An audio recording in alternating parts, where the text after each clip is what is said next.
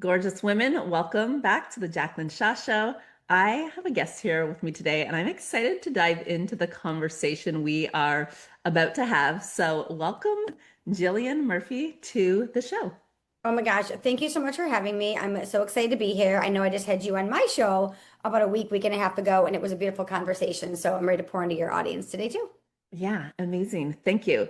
There's a direction I want to take this conversation. Sure. Before we get started, can you give us, tell my audience, who are you? What's your magic? What's your medicine? What are you here doing in the Yeah, world? absolutely. So I would say like my magic and my medicine is making sales feel really good. There is just this sense of like people don't like selling. It feels uncomfortable. Maybe they've been taught in a way that doesn't feel like their own magic or their own medicine. So I'm really bringing back to like who you are as a human. Okay. I'm going to actually ask you this question before, and I think what I wanted to dive into is going to blend these conversations Sure. together. But when you said there, like people feel so uncomfortable with Yeah. sales. For me, I tend to see that it's not actually the thing itself, it's something behind the thing. And so, like, Correct. what's the thing behind I don't like Yeah. sales for most Yeah. people? It's usually fear of rejection. It's usually a worthiness issue. It's really like a judgment issue. So if we just think about sales as an example, if you are knowing that you can service someone and you can provide them value, and you're so nervous that you don't want to offer it because what if they say no? Why are you so concerned about them saying no? Like, what is the inner reason there that we actually have to dive through? And I always say, like, I'm not a mindset coach by any means, but there are so many things that are the layers that have to do because you can go figure out how to sell, but there's still something internally that's usually blocking people. And it takes time. Oh my gosh, I just had this conversation yesterday with my mastermind in a different way, but I feel like it's connected here, where I was talking about one of my biggest expansion portals was when I put out an offer and it was like DM me if you want the details. That's what was like feeling Mhm. aligned for this offer. And I was sending voice notes to people about the offer. It was an offer that I was leading for the first time that I really felt connected to, connecting with the right people in that way. And immediately I had about 90 people ask me for information that I was sending voice notes to. And the offer ended up selling out. It was 30 people, it was 30 spots, and it sold out. But that means like 90 people that I sent DMs to either Yeah. said no or Yeah. just ghosted me. And why that Yeah. was such an expansion portal was like, and I kept going and I kept For sure. calling in the right people. But I know for at a period in time, definitely in my journey, my growth, I've been like, oh my gosh, like 90 people said no or ghosted me. Like I would have like let that shrink me. I think that it's so important for people to see that because every time I get a no, I'm just like, cool, I'm going to redirect this energy over to someone else. And a shift that I've had is when somebody says no to me or not right now or now is not the right time, they are literally saying no to themselves. They are not saying no to me, right? So that's a them issue. It's not a me issue. Well, and I think the fascinating thing is too, it's like, and it's a no, and sometimes it's a no forever, and sometimes it's a Yes. no right now. So I was having this conversation with my mastermind, and one of the women was like, oh, I was one of the people that like absolutely just ghosted you in Yeah. that conversation. And a year and a half later, like here I am in a year-long mastermind space with you. Well, okay, I want to read this thing. I want to read this. So this is something Sure. that you wrote the other day. Running a seven-figure company does not need to start with 5 a.m. wake ups, 2 hours of downtime, a cold plunge, journal entries, and meditation. It can look like not setting an alarm, grabbing breakfast while you do your hair, rocking gym clothes, and a dance party while you multitask. It's your business. You get to build it for your lifestyle.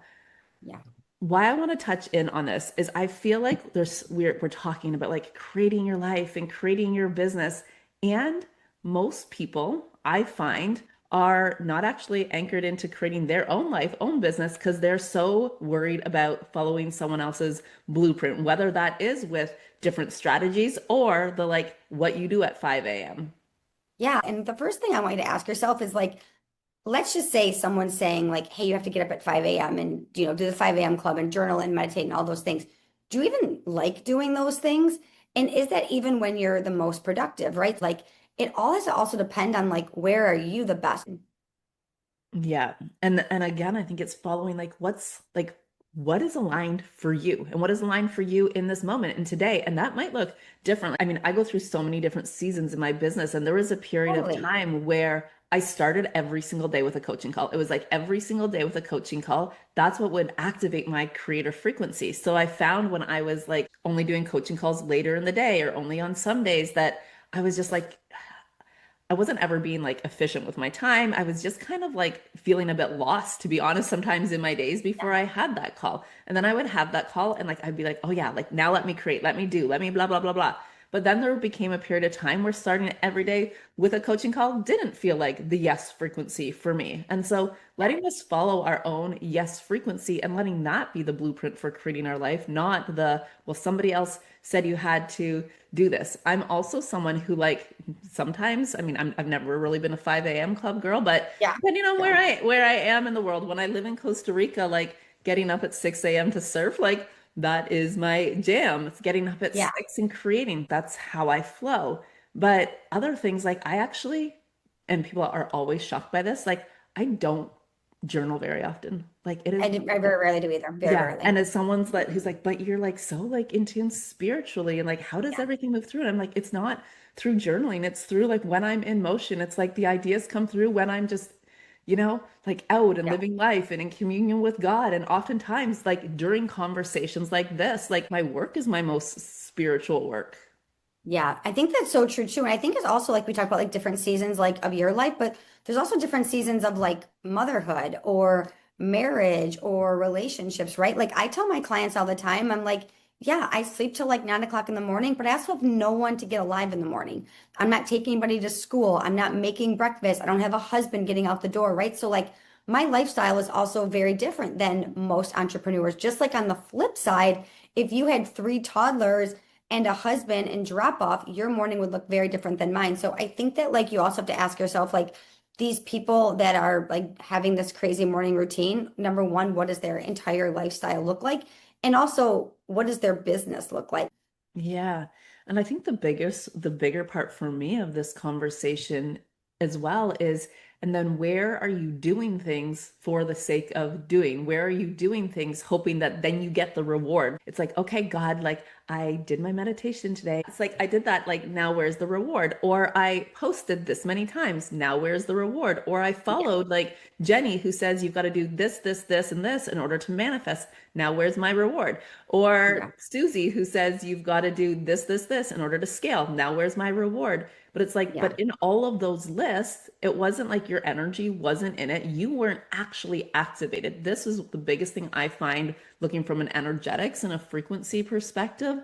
If it's not activating you, it's not creating expansion in your energy field, which means it's not creating a magnetic field for you.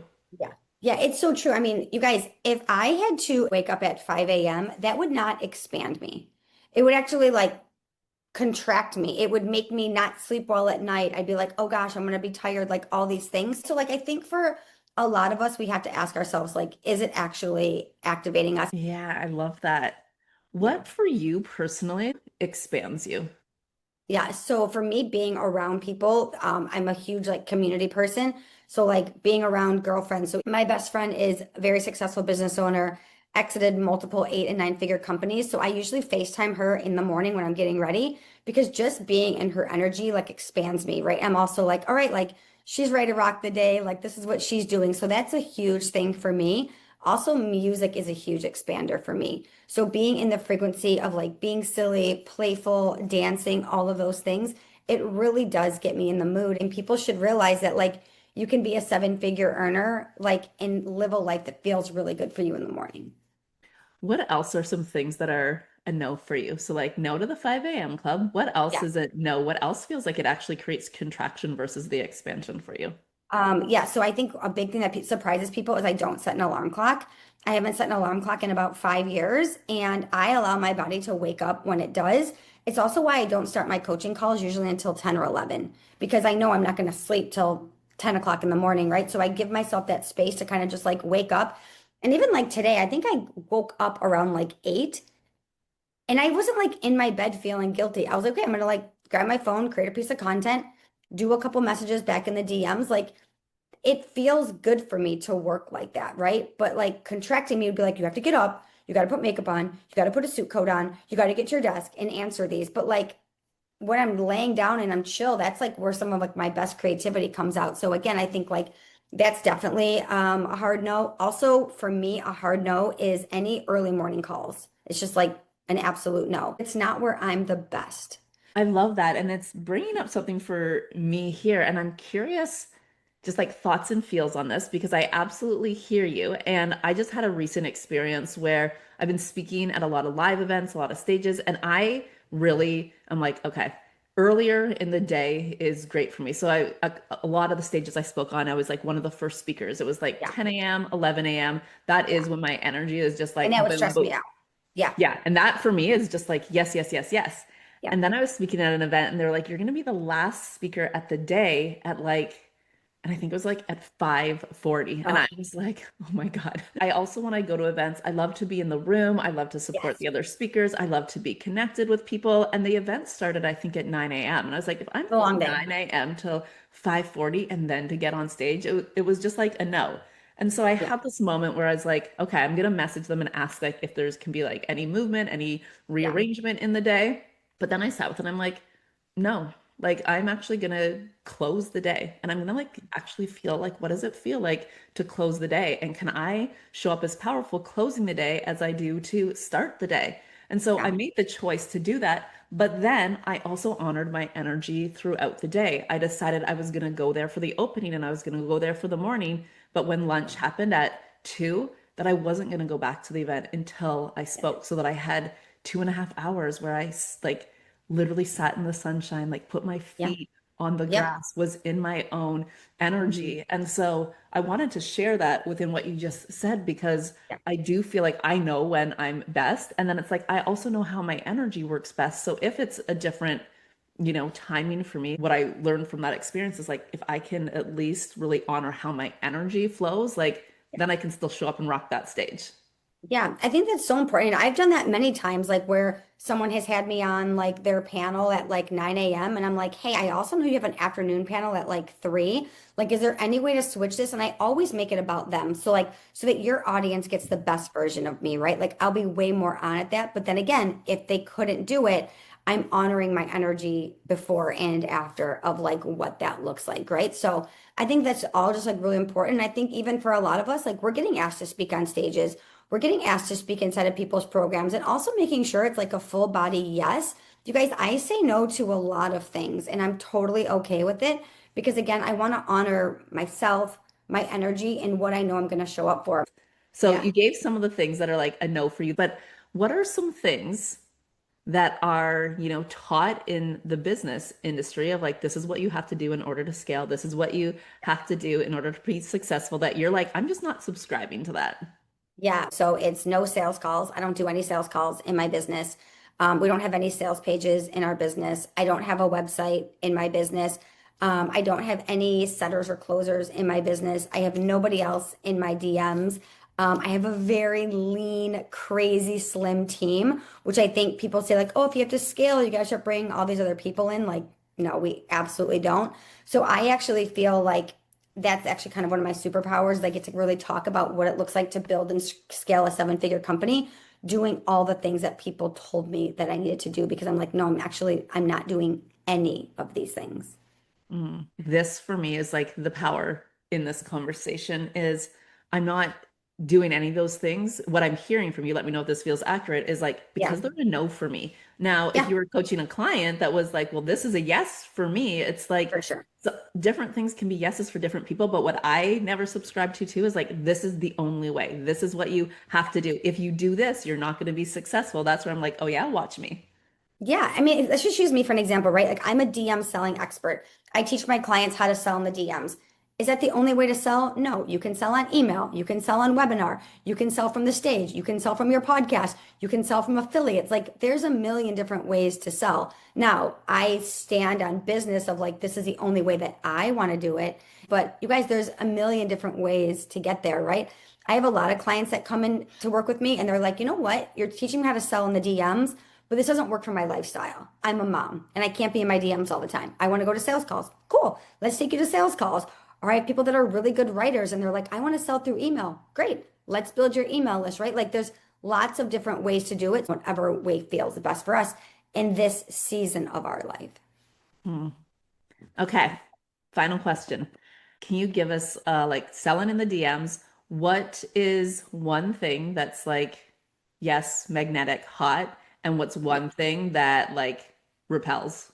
Yeah, I think the number one thing that repels is people can feel when you're going in way too quick to try to make a sale, and not every single person is going to be your client. Some people are going to be collaborators, some people are going to be your business besties, some people are going to shout you out from the rooftops. So like just slow down, like genuinely get to know people. My entire business has been built off of like relationships and networking. So like just get to know people. I think that's like first and foremost. And go back and read some of your DMs and be like, how would you receive this? If you wouldn't receive it, don't send it. You need to slow down. Like, why are they here? Why are they consuming this content? What is keeping them up at night? What do they desire, right? You have to actually get to know people. And I also feel that like automation can't connect emotionally to people. So that's why like we don't automate anything. Hmm. Like in your DMs, you don't automate anything.